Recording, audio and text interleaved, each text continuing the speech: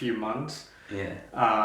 I know we've all gone through different experiences, each of us, and as I said earlier as well, I think it's a couple of factors that play into it. It's your mental makeup before the pandemic, it's your socio-economic privilege as well, which allows you to react to an unprecedented event like this. So how's it been for you? I'd say it's been a roller coaster ride. There's been a few ups, there's been a few downs, but the important thing I think is I've learned to make peace with it, and I've acknowledged it as well.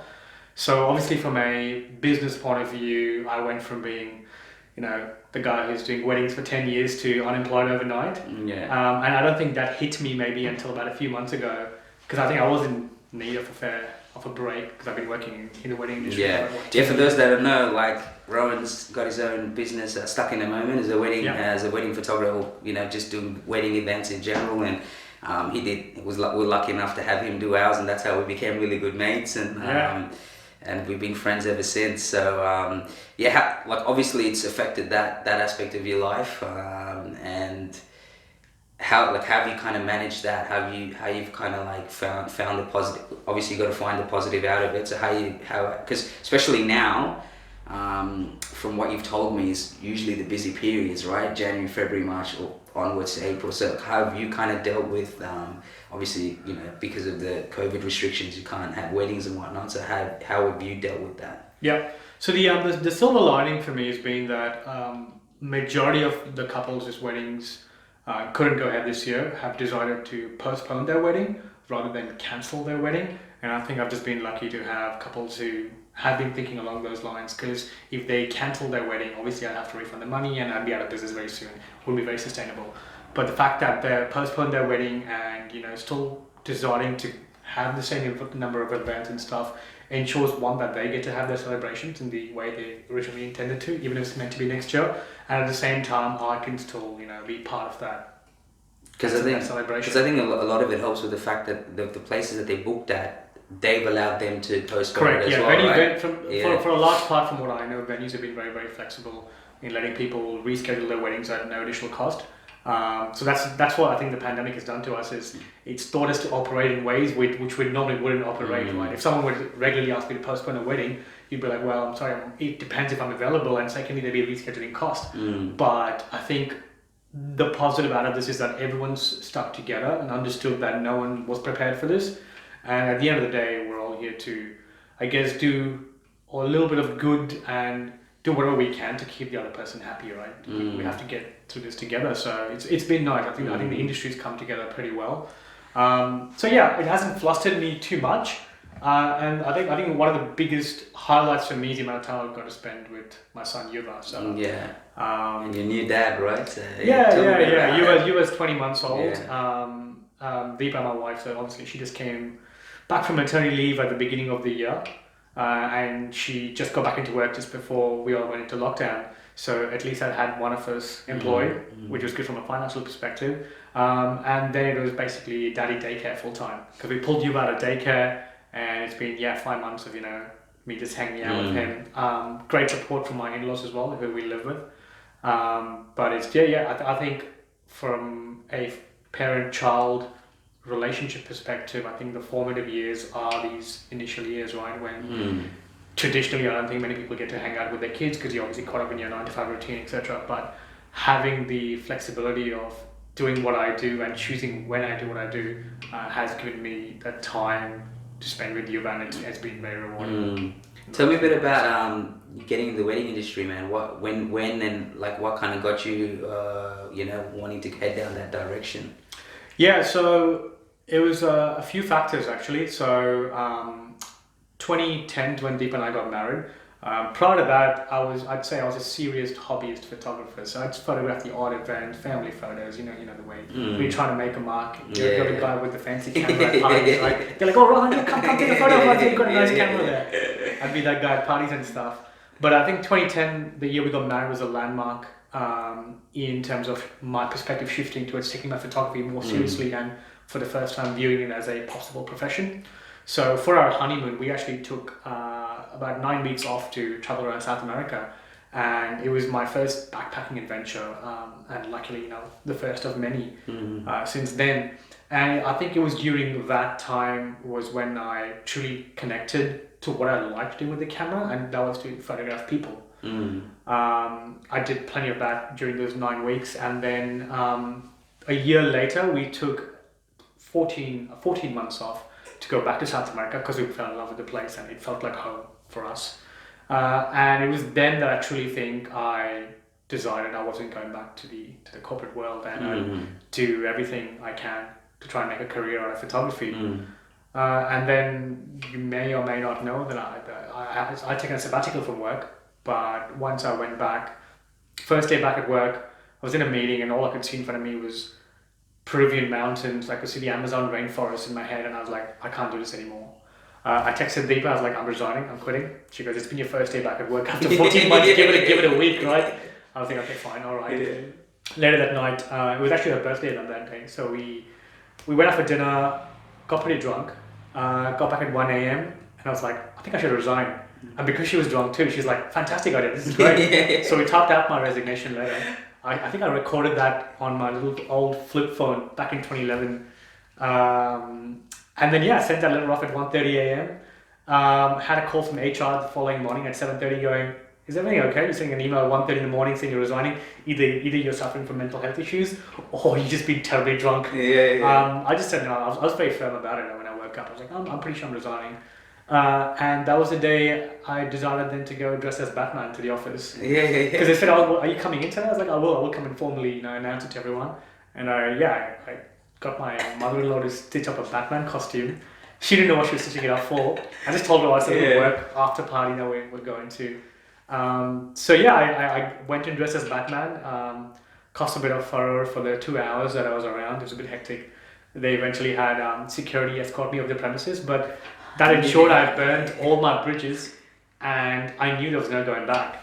So I had to hustle, right? I had to make it happen for me. And I think age in a way plays a factor as well. I mean, I was 26, I think, or 27 when I quit my job. So you tend to take a lot more risks back then. Now, then I had a 36-year-old with a 20-month-old son.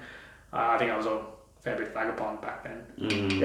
And then did you just start by doing odd jobs and stuff? Like you just try to pick... I did any and every job. Every job. I've done everything. I've done everything from photographing families, events, birthday parties, portfolios for brothels as well. That's hilarious. I have done it. I've done it all. I've done I know that. Nightclub, strip clubs, you name it. Like I've been around with my camera, everywhere. Camera slut, basically. Basically. But I think that was important. I think on a serious note, like every single job I was given, I did it with all seriousness. I gave it my everything, right? So, and I think that helped prepare me for the wedding world, because the wedding world, in a way, is so unpredictable. You come across many different personalities. You come across a timeline which is largely not going to pan out the way people plan it, because that's just the nature of weddings, and there's a lot of unpredictability associated with that, right? So I think in a way all those little mini gigs I did back then were little stepping stones to prepare me for what I think is like the pinnacle, at least for me, which is the wedding world. And there would have been a transition, right? Obviously, like when we got a hold of you, you were still like, I wouldn't say you were brand new, but where was it at? What time did you at what point do you think you realized that, man, like, I'm getting really, like, people, there's a demand for stuck in the moment, and like there would have been a point where it would have really just hit you that, okay, now it's like, you always tell me, obviously off camera, your calendars are marked, like, you know what I mean? You're going for these 4 or 5 months. So was there like a transitional point, or was it just something that gradually over time, through word of mouth, doing weddings for people and then passing it on? Or, was there like a moment where it really just shifted, outside of just, you hustling, obviously, like in the strip clubs and whatnot, which is fucking hilarious, right? Which is pretty, but there would have been a moment where it really hit, because obviously now, stuck at the moment, a lot of people, if not majority of the people in the wedding industry, especially from South Asian background, know about it, right? So like at what point did you really think, oh wow, like I'm gonna stand on my own 2 feet and actually, be able to hone in on this and, make it something? Yeah, look, I've been very lucky right from the start. I set myself 3 month goals. So when I first started to quit my job and try and make it as a photographer, between Deep and me, we decided like, look, we're going to take 3 months by 3 months. So if I can get enough work to pay our bills for 3 months, fantastic. I can try this for another 3 months. And right from the outset, I was very lucky to just get all these odd jobs. The whole range of jobs I mentioned just kept me afloat for a 3 month period, and then the following 3 months. So, in that very fashion, I stayed afloat for the first 2 years, and at the same time, on a parallel timeline, I should say, I was building up my wedding brand too. So, opportunities came my way. I was very lucky, very privileged, I think, just to have opportunities to shoot weddings come my way. I was never short of work. I never have given it a thought, and I probably still don't think I've made it in the wedding industry. If anything, I just think I now have people who connect not just to my photographs but to the person I am, which helps me, in a way, produce good work for those people. I think as a wedding photographer or as a videographer as well, I think it's important you connect to the person behind the camera, right? Work's one thing, but the more you build an interpersonal relationship with, even though it's a business at the end of the day, but it's a business where emotions are important, getting to know the personality is important, both sides, right? From as a photographer to know couples and couples to know the photographer.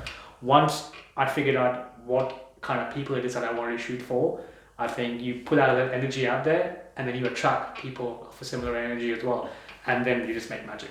Yeah, because what results it just come. Yeah, and I would say that's obviously that, like, being able to connect with your clients or the people you're doing the weddings for is a big part of it, right? And one of the things you used to tell me was how even before we kind of met was that you'd be going out at the parties too, and that's something I noticed with our wedding, weddings that Yeah. And so tell me a bit about that, like just how because a lot of places are very, especially if you're doing business, right? It's very like, well, that's business, and I'm here to. But you're very involved with the family by the time, because it's obviously a whole process. Like I know they're only there for like maybe a month at max, or 2 or 3 weeks, right? Where you're pretty much seeing these people quite often, right? Because obviously, especially with Indian weddings, it's never one. It's not just you walk down the aisle, say I do, and off you go. There's a whole bunch of festivities that happen. So. Tell me a bit about that experience, man. How and knowing your personality, I can see how that works. But tell me a bit about how that, just how that feels, and how that, how you just have you manage to be able to kind of almost be part of the family by the time the wedding, and how accepting they are as well of you. And So it's interesting. The origins, or rather the shaping up of that, doesn't quite come from who I am at weddings. It actually starts from our travels, our backpacking travels, where we backpacked around the world over a period of 24 months, over 2.5 years, where we couch surfed with people. And I don't know if everyone probably watching this will know what couch surfing is, but it's basically like an Airbnb experience. This is pre-Airbnb as well, by the way. But it's essentially you staying with local families, and then it's just seen as a cultural exchange. So I'd go to, say, Argentina, in Buenos Aires. I'd just look up online, find families to stay with, or friends, or not friends, sorry, just couples or single people. I write a message to them saying, hey, look, this is me. I'm a photographer, or I come from Australia, Indian heritage. I'd love to stay with you, know a bit more about your culture, your family, the way you run things in your life. And that's how couchsurfing works. Unfortunately, it doesn't work around like that way anymore because of COVID and all that. But we did that for a period of 20 months around, I think it was 33 countries we did it over.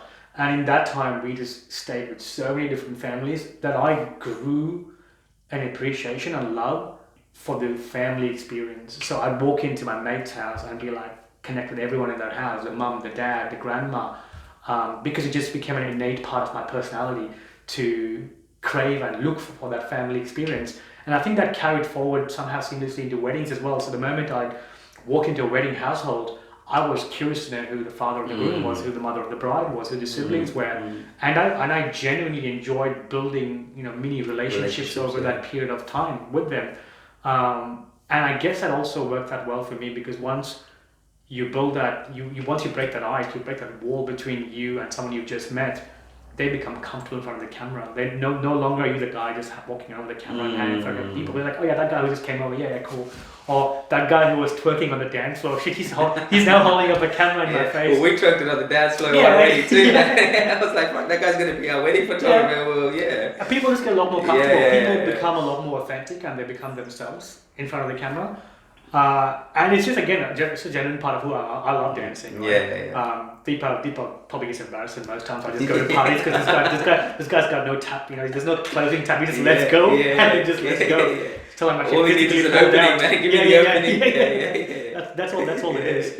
It's just generally a part of who I am. I go to any party, I just dance, wedding or otherwise, right? And I guess, again, I've been quite lucky to, again, have those couples who appreciate that as well. I don't think there's been a wedding where couples haven't gone to me, hey, come and dance with us at the end of the night. So, and luckily, I've got now even a team that enjoys that as well. It's changed since your wedding, but now I have a team who generally enjoy dancing. So we just hit the floor hard. As soon as we think we've done our work for the night, we check with the couples, all good, and that's it. Pack our bags away, come and dance. Because in a way, it's I'd say a celebration of our work.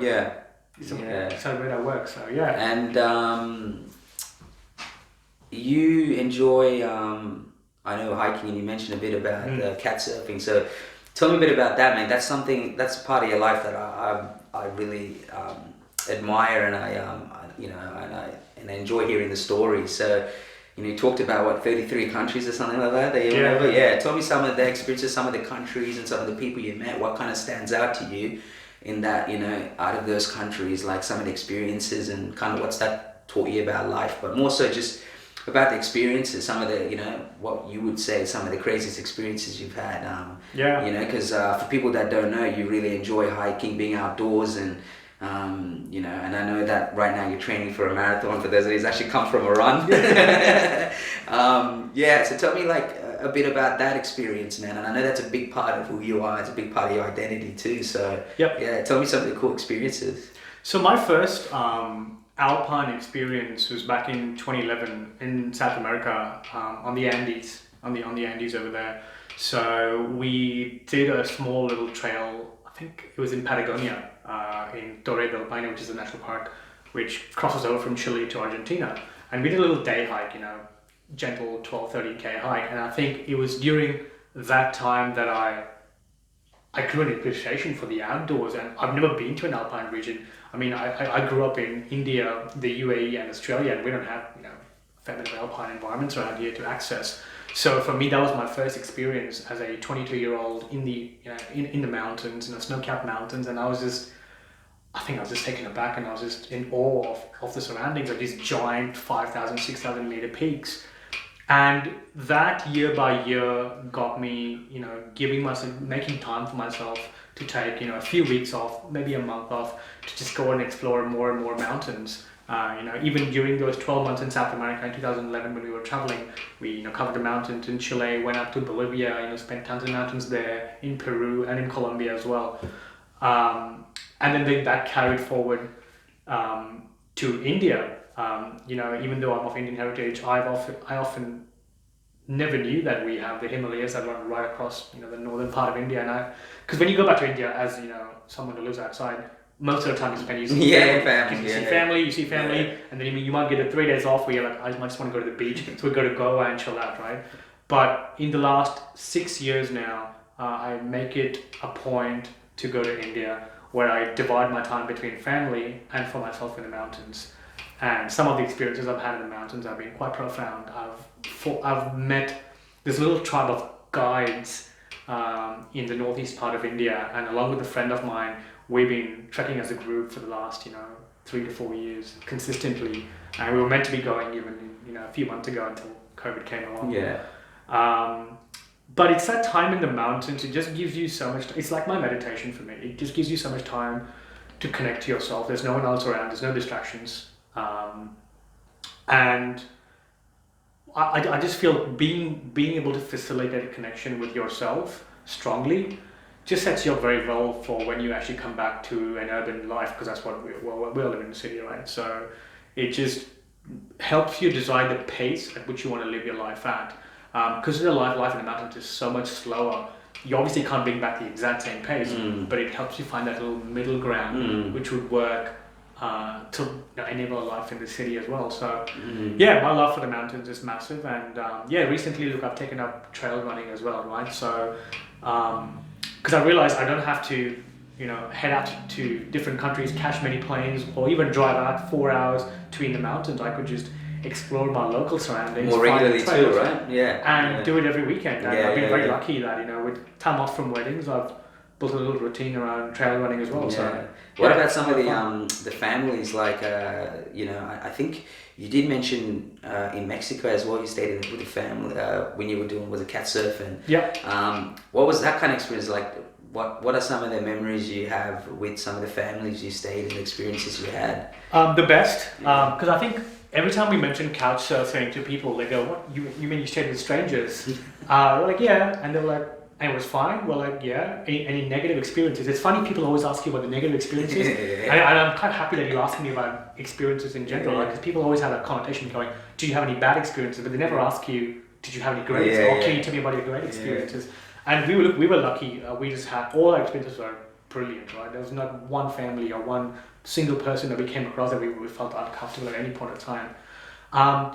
What amazed me and what was probably eye-opening for me, see, we come from South Asian heritages where we think we're the most welcoming people, and we pride in that. We're like, yeah, we're South Asian, bro. We're not Caucasian, and we welcome people with open arms. Then you go to Latin America and they take it to a whole new level. Like they will come dancing to the front to welcome you open.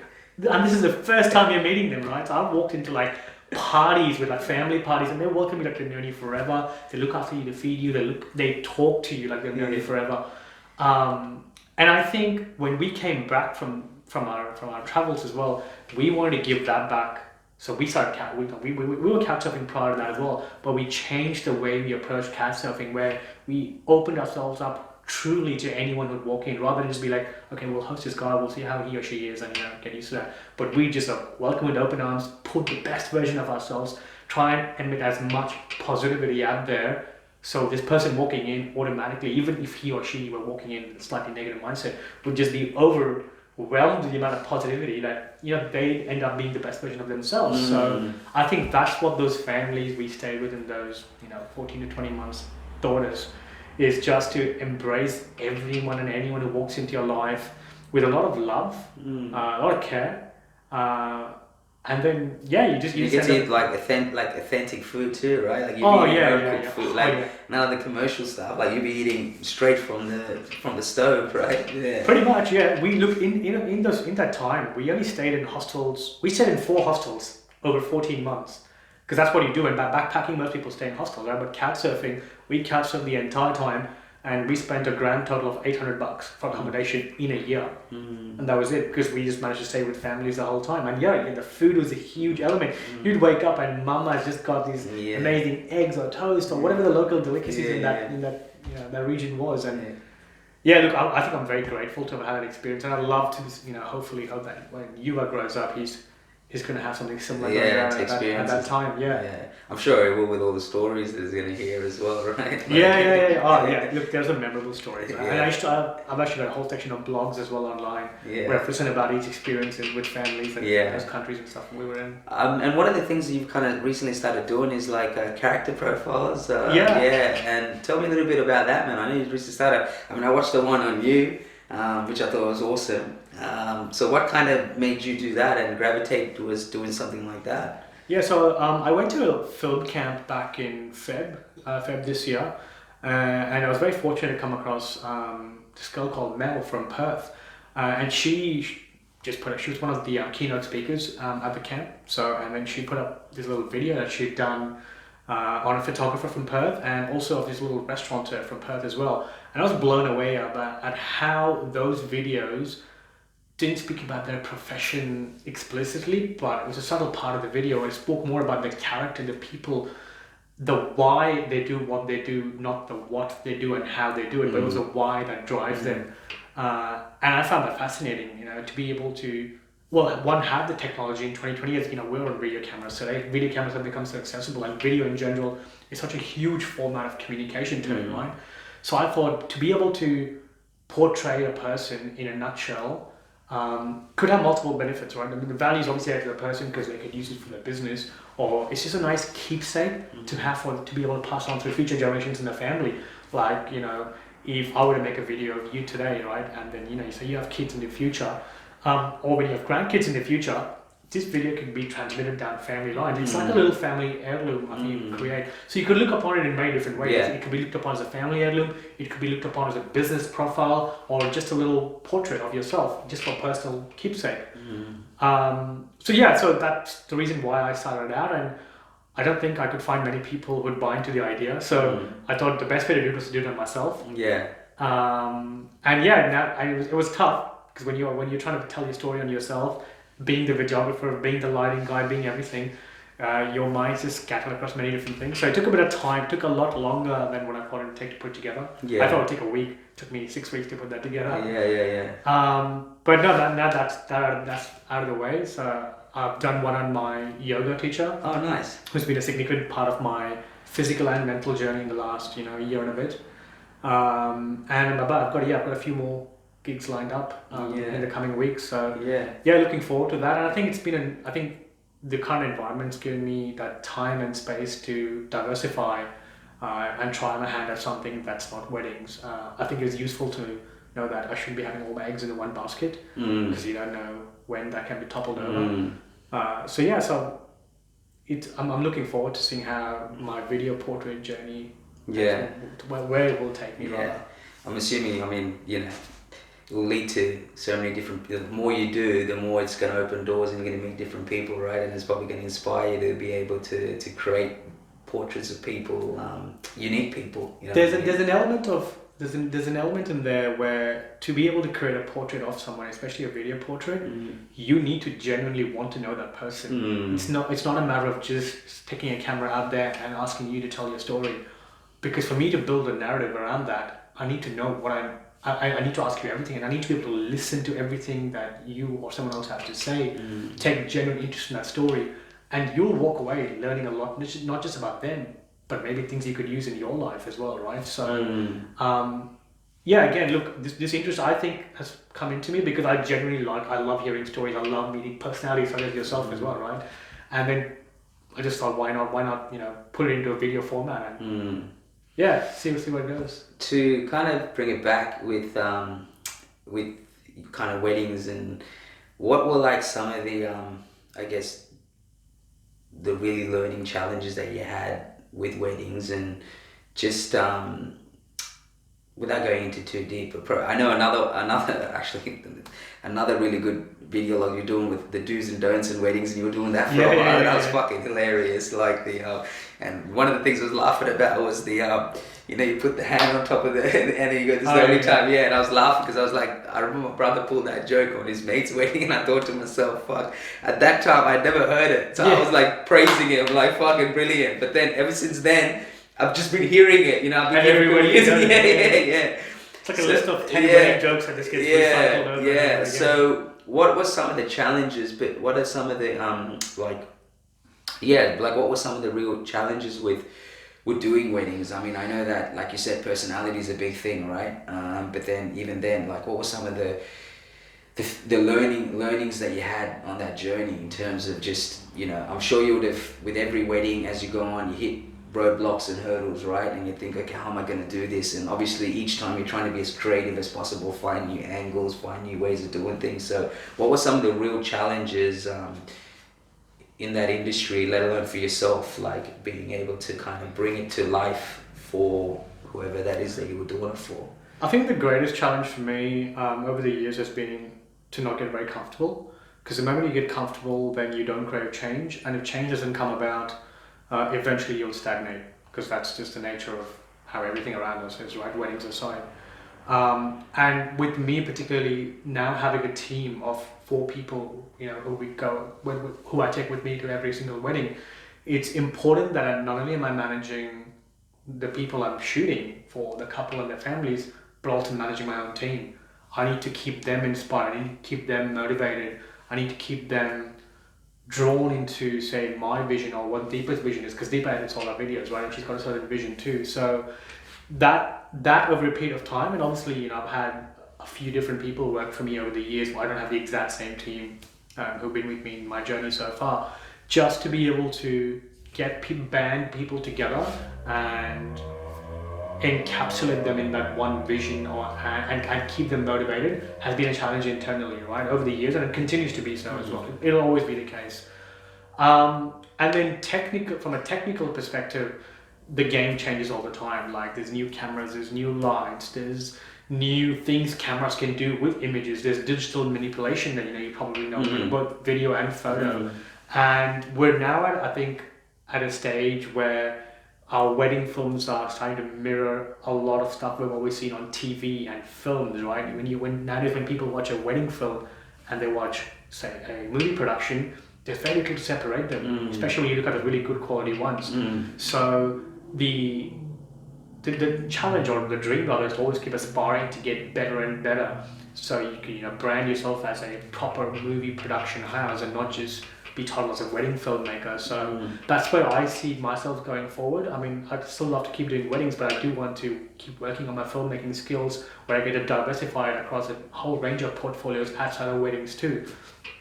Outside of that, I think because finding locations to take couples to do photos has always been a challenge for every photographer, because you're always on the hunt for new exotic locations.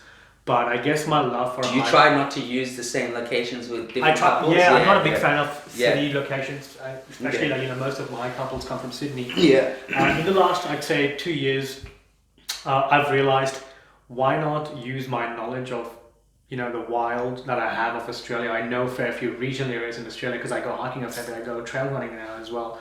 So I thought I could bring that into my business. So now in the last 18 months, I tell my couples, look, we're going to go into the bush. We're no longer doing a photo shoot. We're having an adventure.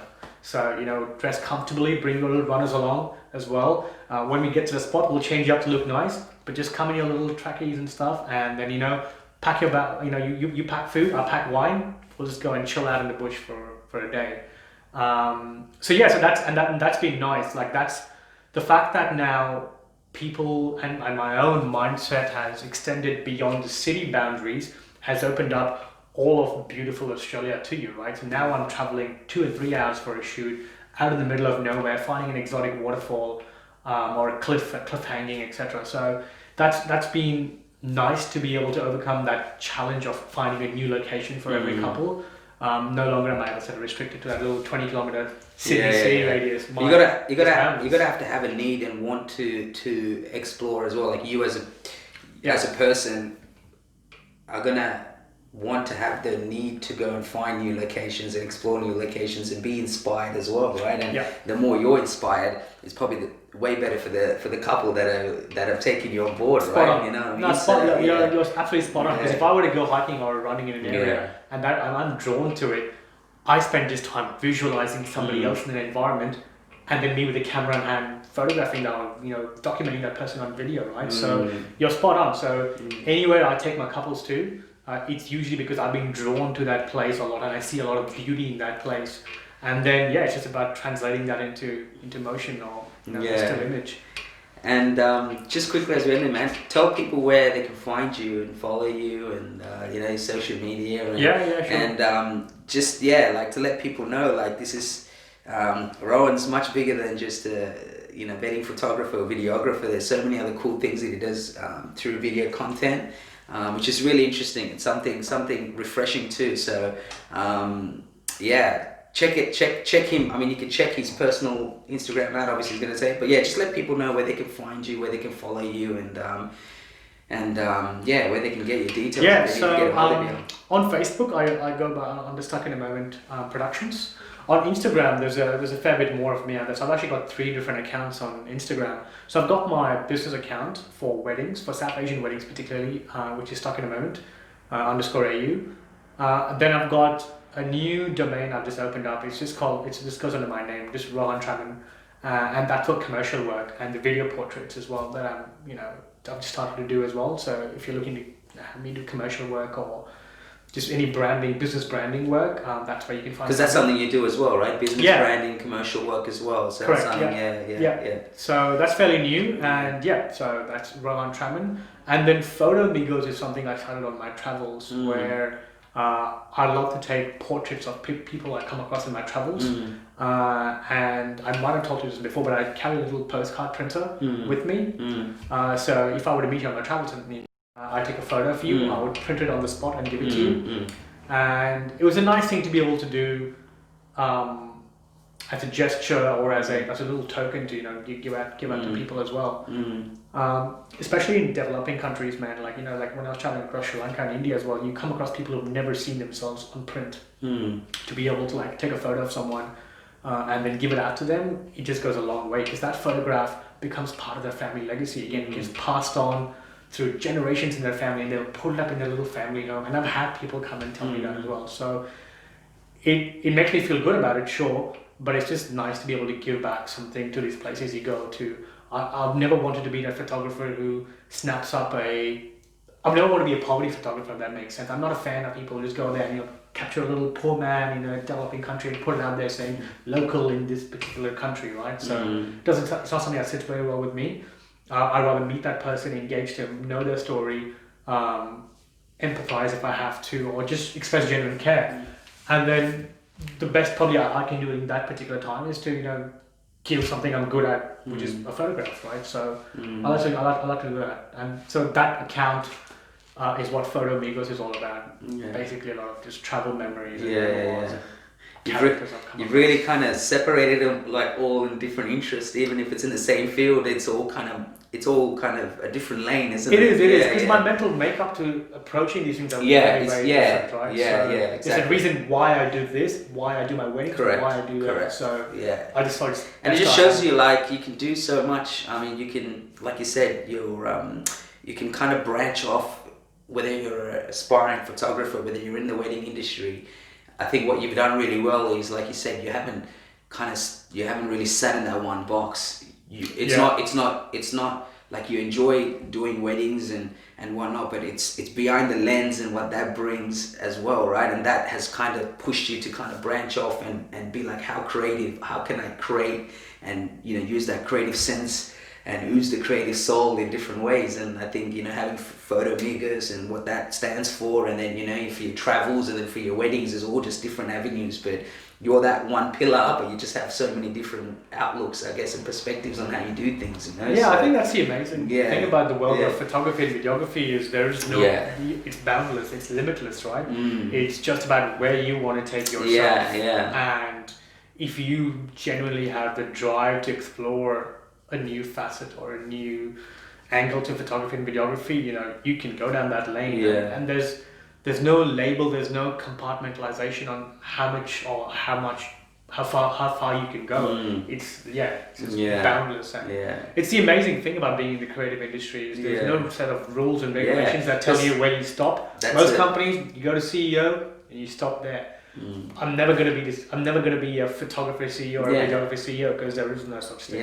And I think that's the beauty, man. It's your own expression, right? And that's the beauty of art. And that's why I love what I do as well, because it's your own perspective. It's your own what is it that fascinates you, and what is it that you're trying to hone in on and trying to bring, trying to tell your story, right? Or other people's story through your eyes. So I think there's no right or wrong, and that's what I like about it. You can always hone your craft, and you can always get better and better and better, but everyone has their own way of expressing it, what I mean. So man, I appreciate you coming through. Man. Thanks so much for having me. Thank you, man. It's been a long time coming, and I hope people kind of get inspired by some of your stories, because I think everyone gets through gets through a point in their life where they're in limbo, and there's passion, there's purpose that starts to thrive, and then they're caught in that little middle gap, do I stay comfortable and safe, or do I kind of take the leap of faith? And it just shows that may not always work out for everybody, but it does work out for a lot of people. And I think the difference is you just got to kind of put your head down and really work hard at it. And I think it's just cool the way you kind of live your life. I mean, that's one thing that I really admired about you, is that you know, you had the ability to kind of, you had a period where you're so busy because you just know, and then there's a period where you kind of go explore the world. And I think it's such a good balance to have, and it just shows you can do it. Yeah. And I think it's important. I think it's something I really admired when I first met you and spoke to you about it, because I was like, to have that balance, and then, you know, to have a family and everything, but just, you're just so sure of what you're doing. And I think that's important. You have to be sure of what you're doing, you know. And I think if you're not sure of what you're doing, then you'll let all these things creep up in your head, and then, you know, you kind of find yourself in limbo so many times. So no, man, I appreciate it, and man, I hope people tune in and check your stuff out as well. No, thank you. I'll be sure next time I see it, man, I'll share it through my platform as well, because I think especially your character profiles and some of your video content, it's pretty cool. I think people will enjoy it, you know, and I think the more that people that see it will really enjoy what you're doing with that stuff. So appreciate it, man. Glad to do it.